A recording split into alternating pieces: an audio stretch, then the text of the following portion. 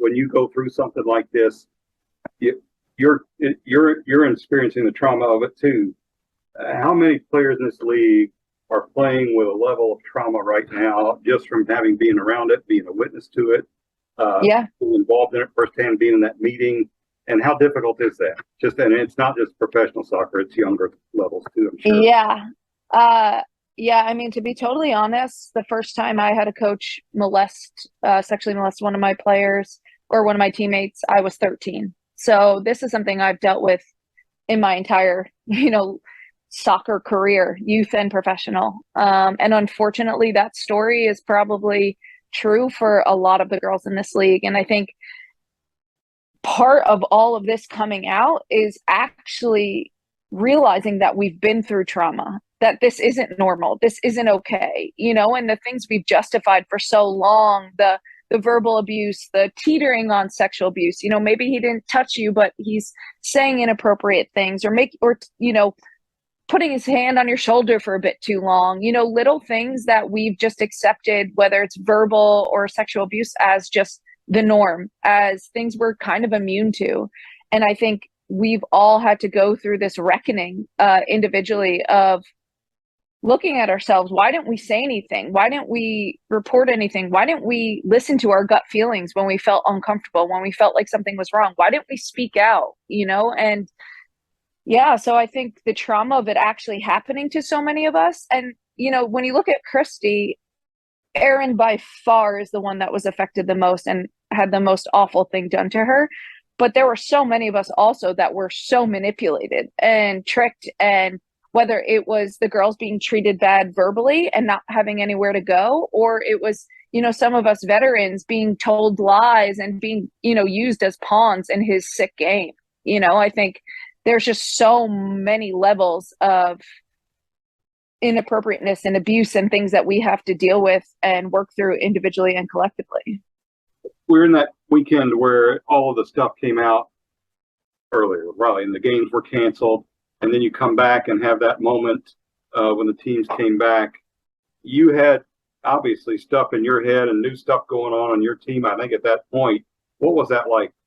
It was devastating. I think that, again, it was like this recognition that, wow, all of this stuff has been so bad and so wrong and gone on for so long. I think for the entirety of our careers, like I said earlier, we just kind of went with it. It was just part of being a pro athlete. It was part of playing women's soccer. It was part of being part of soccer, So I think really sitting and recognizing and actually feeling all of it, feeling the things we hadn't allowed ourselves to feel for so long was so hard. But at the same time, standing in that circle and, being on all those calls for the games to be canceled and all of that, I mean, it was really this bittersweet moment because it was terrible that we had come to that point, but it was also like, I mean, that was the moment we started to take our power back, and power that maybe we never even had before, or we always had and never really took.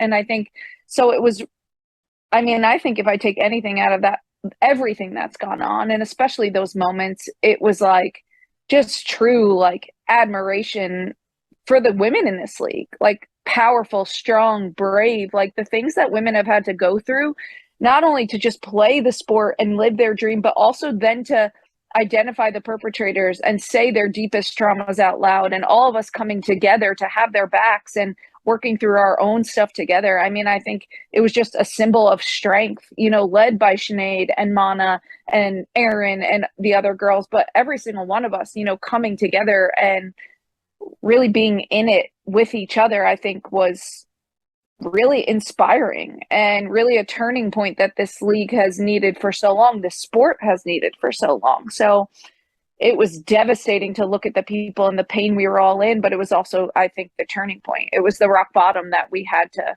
make a decision in. And I think that we did it in the best way possible. You guys went right back out and practiced. I remember that about that day, because it was like they said, take a day and process it, like you can process it in a day or whatever. But everybody went back out and practiced. I think, does that kind of just show that, I mean, while everybody is horrified, they're not surprised. Get back to work. So, I mean, I think honestly that was representative of the past 10 years in this league. We have, like, the reason these things, and I think this is a hard thing to explain to people outside looking in, but at the end of the day, the reason we have put our head down, closed our eyes, shut our ears, and shown up every day is because this is our dream. Like, this is everything we have sacrificed and worked our entire lives for.